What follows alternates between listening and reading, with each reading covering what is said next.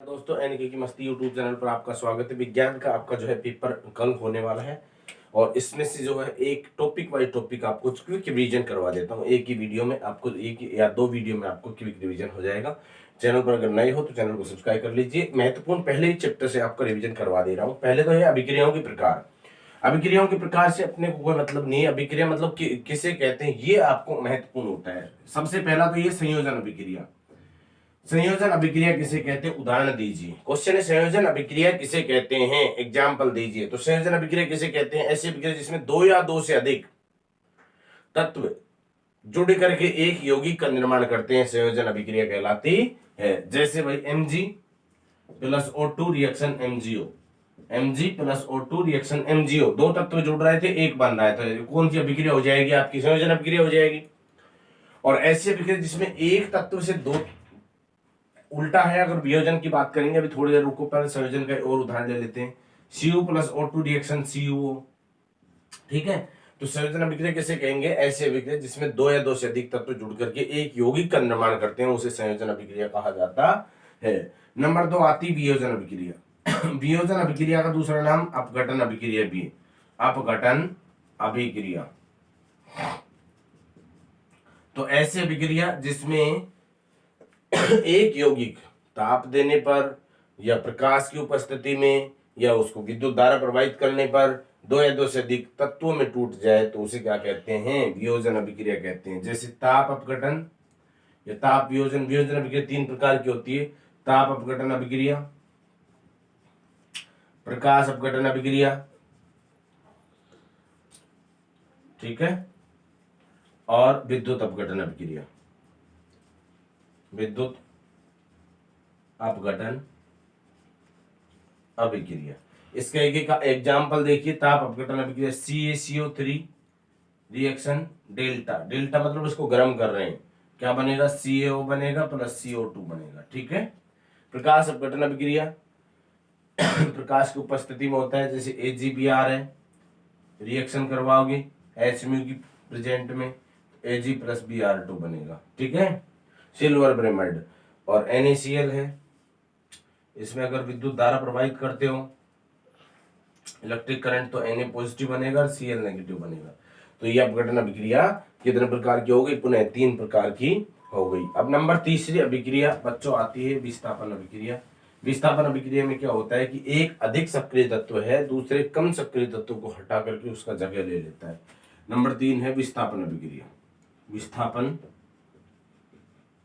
अभिक्रिया ऐसी अभिक्रिया जिसमें एक ज्यादा सक्रिय तत्व दूसरे कम सक्रिय तत्व को हटाकर उसका स्थान ले लेता है। जैसे CuSO4 है प्लस Zn है, रिएक्शन ZnSO4 प्लस Cu बनेगा, यानी कि आपका जो है Zn है वो Cu की जगह ले ले, क्योंकि Cu कमजोर है, Zn शक्तिशाली है, इसलिए Zn है वो Cu को हटा देगा, डिस्प्लेस कर देगा। कौन कैसे पता चले कौन ज्यादा सक्रिय है, तो मैंने लिखवा रखा है केदारनाथ का माली,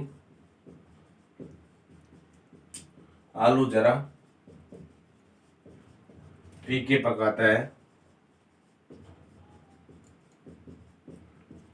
कौन है आगे आओ, कौन है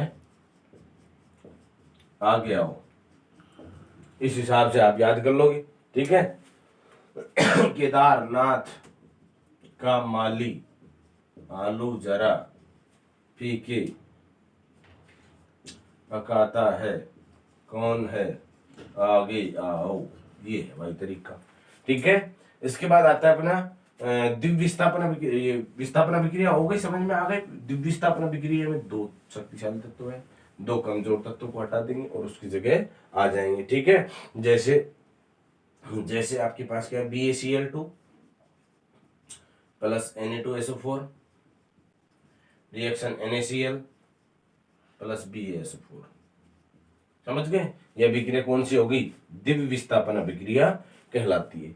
इसके बाद में आता है आपकी ऊष्माक्षेपीय अभिक्रिया और ऊष्माशोषी अभिक्रिया। ऊष्माक्षेपीय अभिक्रिया में क्या होता है, हमें ऊष्मा प्राप्त होती है, और ऊष्माशोषी में ऊष्मा का ऑब्जर्व होता है।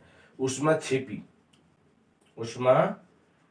अभिक्रिया में ऊष्मा प्राप्त होती है, जैसे अच्छा श्वसन भी एक ऊष्माक्षेपीय अभिक्रिया का उदाहरण है, जैसे Ca O प्लस H2 और रिएक्शन CaOH का उल्टवाइस प्लस एनर्जी या ऊष्मा कह दो तो बेस्ट रहेगा, समझ। प्लस आएगा उधर और ऊष्मा शोषी में माइनस आएगा।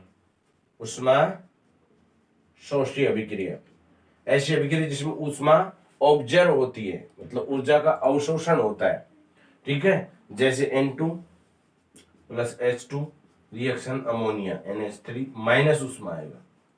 जैसे अपन हथेली पर कोई जो है ये सेंट वगैरह छिड़कते हैं तो हथेली को थोड़ा ठंडक महसूस होता है, मतलब ऑब्जर्व हो रही है ऊष्मा, ठीक है। इसके अलावा आता है ऑक्सीकरण अभिक्रिया और अपचयन अभिक्रिया। ऑक्सीकरण अभिक्रिया में ऑक्सीजन तत्व का संयोग होता है। ऐसी अभिक्रिया जिसमें ऑक्सीजन जुड़ता है ऑक्सीकरण अभिक्रिया कहलाती है। ऑक्सीकरण को उपचयन भी कहते हैं, उपचयन, ठीक है। और अपचयन अलग है। अपचयन किसे कहेंगे? ऐसी अभिक्रिया जिसमें कार्बन तत्व या हाइड्रोजन तत्व की जो है संयोग होता है, H2 रिएक्शन CH4, ये आपकी अपचयन अभिक्रिया है, समझ गए।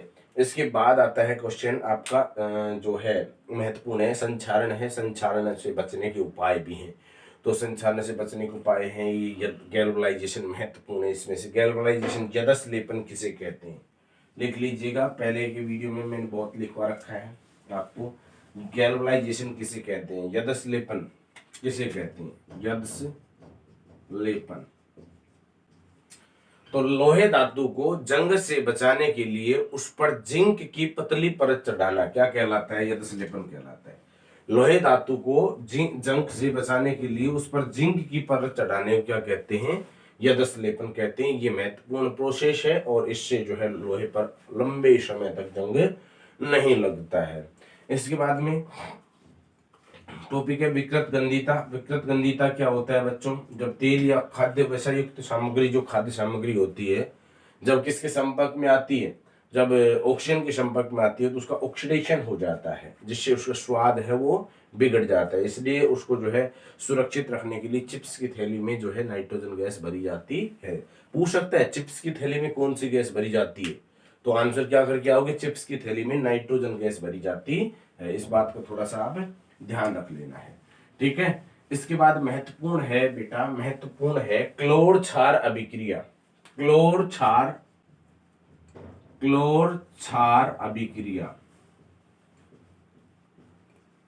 का रासायनिक समीकरण दीजिए। महत्वपूर्ण है, क्लोर क्षार अभिक्रिया का रासायनिक समीकरण दीजिए, ठीक है। तो क्लोर क्षार अभिक्रिया में आप क्या रासायनिक समीकरण दोगे, यानी कि सोडियम क्लोराइड के जलीय विलयन में विद्युत धारा प्रवाहित करने पर, क्या विद्युत धारा, सोडियम क्लोराइड के जलीय विलयन में विद्युत धारा प्रवाहित करने पर हमें क्या मिलता है, NaOH मिलता है प्लस Cl2 मिलता है प्लस H2 मिलता है। मतलब सोडियम क्लोराइड के जलीय विलयन में विद्युत धारा प्रवाहित करने पर सोडियम हाइड्रोक्साइड का निर्माण होता है, जिससे जो है क्लोरीन और हाइड्रोजन गैस अतिरिक्त मिलती है। इसे ही क्लोर क्षार अभिक्रिया कहते हैं। अति महत्वपूर्ण है, एग्जाम पॉइंट ऑफ व्यू से बहुत महत्वपूर्ण है। इसके अलावा एक आपका ये क्वेश्चन भी महत्वपूर्ण बनता है कि जो आपका ये पुट्टी जिसको बोलते हैं अपन, plaster of Paris, plaster of Paris क्या है, इसका बनाने की विधि का समीकरण दीजिए। तो देखो कैल्शियम जिप्सम है ना, इसको अगर हम, जिप्सम का सूत्र ये है CaSO4 plus 2H2 dot 2H2, तो इसको अगर 373 केल्विन ताप पर गर्म करते हैं तो इसका 1.5 अणु है ना जल बाहर निकल जाता है, आधा अणु जल रहता है। इसी को क्या कहते हैं बच्चों, इसी को H2, इसी को क्या कहते हैं आप, ये प्लास्टर ऑफ पेरिस या POP कहा जाता है। चैनल को पर अगर नए हो तो चैनल को सब्सक्राइब कीजिए और बेल आइकन को ऑन करिए।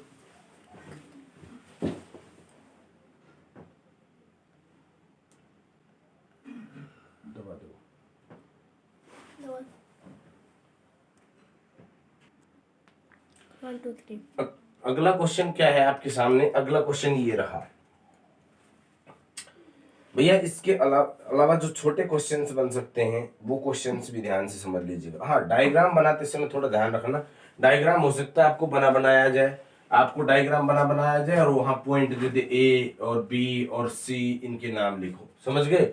तो डायग्राम है वो आपके बनाए भी आ सकता है, इस बात का तुम्हें ध्यान रख लेना है। नेक्स्ट क्वेश्चन आप अपने स्क्रीन पर देखिएगा, महत्वपूर्ण क्वेश्चन है, रेजिस्टेंस से संबंधित है।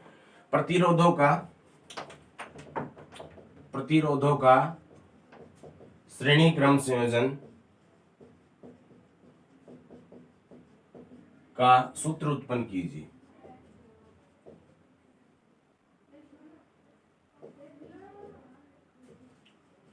प्रतिरोधों का श्रेणी क्रम संयोजन का सूत्र उत्पन्न कीजिए। तो इसके लिए क्या करोगे, आपको देखो या तो श्रेणी क्रम या तो समांतर क्रम, ये आने की पूरी चांस है। तो आपको डायग्राम भी बनाना है और हल भी करना है। ये आपके पास स्विच है, ये माना कि R1 रेजिस्टेंस है, R2 प्रतिरोध है और R3 है। इसमें भी I करंट जाएगा, I इसमें जाएगा, I इसमें जाएगा, ठीक है, तीनों में समान करंट जा रहा है। इसमें V1 है मान लो, इसका V2 है, इसका V3 है, ठीक है बच्चों। तो अब अपन क्या करेंगे, ओम के नियम से V बराबर IR होता है, ठीक है, और R बराबर में यहां से निकाले तो V बटे I होता है, जिसकी जरूरत पड़ेगी अपने को। तो प्रथम प्रतिरोध के लिए क्या करेंगे बच्चों, प्रथम प्रतिरोध के लिए V1 बराबर IR1, समीकरण नंबर 1। सेकंड के लिए V2 बराबर IR2, समीकरण नंबर 2।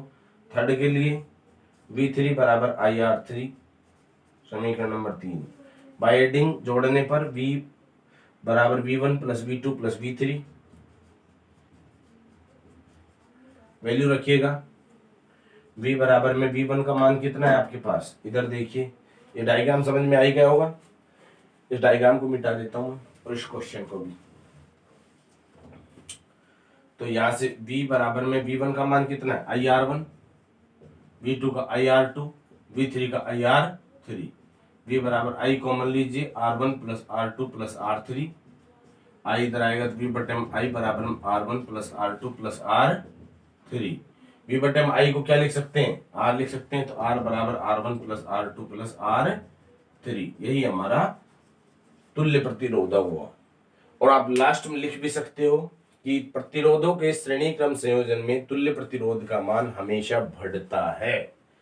अभी टॉपिक डाल लीजिए, प्रतिरोधों का समांतर क्रम संयोजन महत्वपूर्ण है, या तो श्रेणी क्रम संयोजन भाई, या तो पार्श्व क्रम, जिसको समांतर क्रम भी कहते हैं, ये दोनों ही महत्वपूर्ण है। तो प्रतिरोधों का समांतर क्रम संयोजन, जिसको पार्श्व क्रम संयोजन भी कहते हैं, इसका सूत्र व्युत्पन्न कीजिए। तो इसमें क्या होता है बच्चों, तीन प्रतिरोध होते हैं, एक प्रतिरोध R1, एक R2 है और एक R3 है।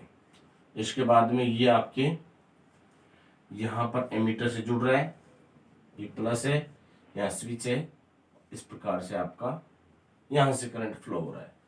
माना कि इसमें जो है R1 प्रतिरोध है, इसका R2 है, इसका R3, इसमें I1 करंट फ्लो हो रहा है, इसमें I2 और इसमें I3, B तीनों का सेम है। ध्यान रखने की बात यही है, यहाँ पर I करंट जाएगा तो इसमें भी जाएगा, इसमें भी जाएगा, इसमें भी जाएगा, बढ़ेगा, मतलब I बढ़ता है। ध्यान रखना, इंपॉर्टेंट बात यही है कि प्रतिरोधों की श्रेणी क्रम संयोजन में तो V बढ़ता है, डिवाइड होता है, और प्रतिरोधों के समांतर क्रम संयोजन में कौन बढ़ता है भैया, I बढ़ती है, ठीक है। अब ओम का नियम क्या है, V बराबर IR है, R बराबर V बटे I जरूरत पड़े तो, और 1 बटे R अगर पलटे तो इसको I बटे V हो जाएगा। इधर से I निकालें तो क्या हो जाएगा, V बटे R हो जाएगा। अब देखिए, प्रथम प्रतिरोध हेतु I1 इक्वल टू V बटे में R1, सेकंड के लिए I2 बराबर में V बटे में R2, थर्ड के लिए I3 बराबर में V बटे में R3। I equal to I1 plus I2 plus I3 होगा भाई। तो I इक्वल टू I1 का मान V बटे R1, I2 का V बटे R2, I3 का V बटे R3। I बराबर कितना आ जाएगा, V कॉमन लोगे तो 1 बटे R1 प्लस 1 बटे R2 प्लस 1 बटे R3। इधर b को इधर ले जाओ तो i बटे में b बराबर में 1 बटे में r1 प्लस 1 बटे में r2 प्लस 1 बटे में r3। i बटे में b को अपन क्या लिख सकते हैं, 1 बटे r लिख सकते हैं। i बटे में b को अपन क्या लिख सकते हैं, 1 बटे r लिख सकते हैं। तो यहां से अपन क्या लिखेंगे, i बटे में b को 1 बटे r बराबर 1 बटे r1 प्लस 1 बटे r2 प्लस 1 बटे r3। यही तुल्य प्रतिरोध है, यही तुल्य प्रतिरोध है। और आप लिख लीजिएगा कि समांतर क्रम संयोजन होता है उसमें तुल्य प्रतिरोध का मान हमेशा घटता है और सबसे छोटे वाले प्रतिरोध के मान से भी कम होता है। इसका फॉर्मूला है, समांतर क्रम का सवाल का फॉर्मूला पूछता है 1 बटे r बराबर 1 बटे r1 प्लस 1 बटे r2 प्लस 1 बटे r3 करके आओगे। और अगर श्रेणी का पूछता है तो r बराबर r1 plus r2 plus r3 करके आओगे। इससे संबंधित एक क्वेश्चन समझ लीजिएगा, जो मिक्सचर भी आ सकता है आपका, श्रेणी समांतर में भी आ सकता है या समांतर में भी आ सकता है। ठीक है, जैसे ये मान लो 10 ओम का प्रतिरोध है आपके पास, इधर आपके पास एक 20 ओम का प्रतिरोध है, दूसरा भी आपके पास 20 ही ओम का प्रतिरोध है। इसको इस प्रकार से जोड़ा गया है और यहाँ से एमीटर लगा रखा है, बैटरी लगा रखी है, आपकी स्विच लगा रखा है और आपको कह रहा है कि इसमें यदि जैसे मान लो 2.5 एम्पियर की धारा फ्लो हो रही है या करंट का वैल्यू आपसे पूछ रहा है, आई का वैल्यू आपसे पूछ रहा है और 12 वोल्टेज की बैटरी आपको गिवन है, दे रखी है। करिए इसको कैसे करोगे। ये दोनों समांतर में, तो समांतर के लिए 1 बटे r बराबर 1 बटे 20 प्लस 1 बटे 20 करोगे।